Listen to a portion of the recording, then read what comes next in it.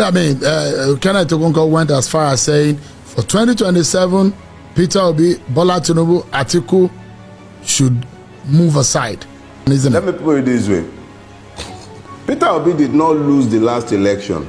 Peter Obi won the last election. INEC and the judiciary performed their magic. 2027, there will be no election without a reformation of our electoral system.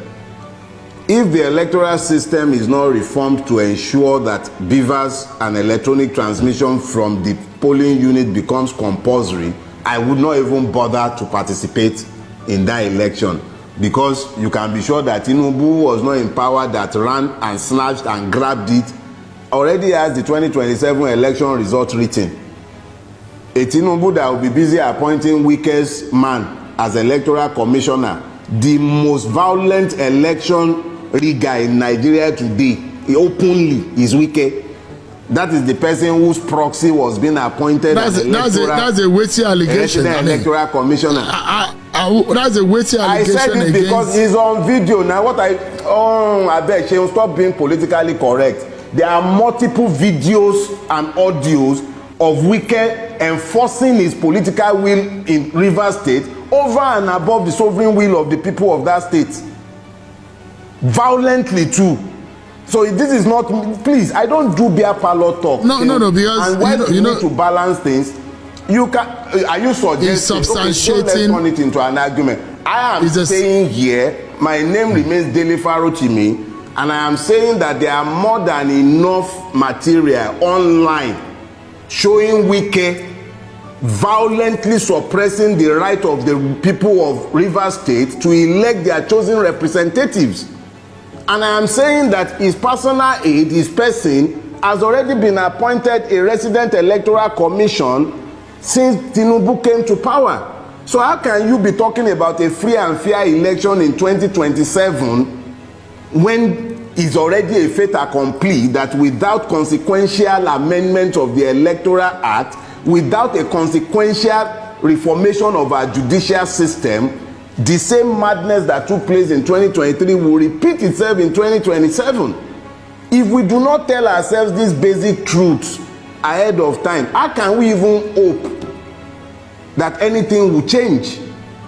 We have to be unapologetic and unrepentant in pushing the truth in their eyes.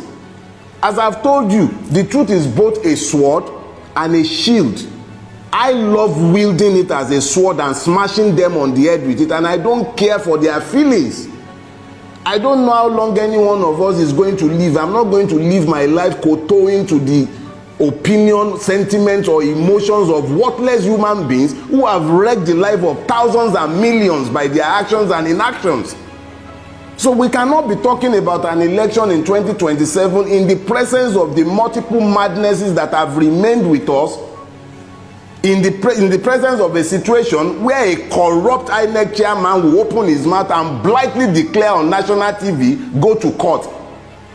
We can't be having that and be talking about an election in 2027. We must at least be honest enough to tell ourselves what is in front of us.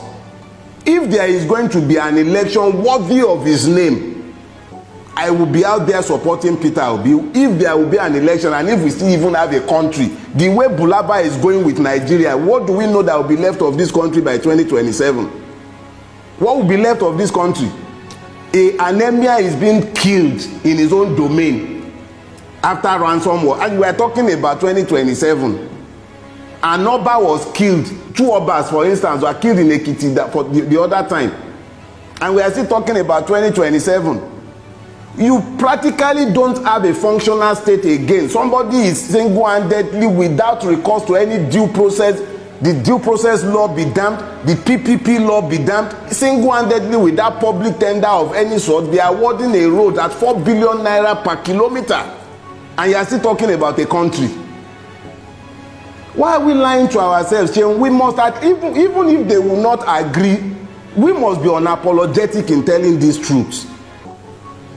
Whether we would have a country in 2027 is up in the air. Hunger has become a real issue. So, I mean, the government of the day will say, Mr. Farotimi, That they are making. Which government? The government that cannot even ensure that we have fuel. Which government? Do you have government?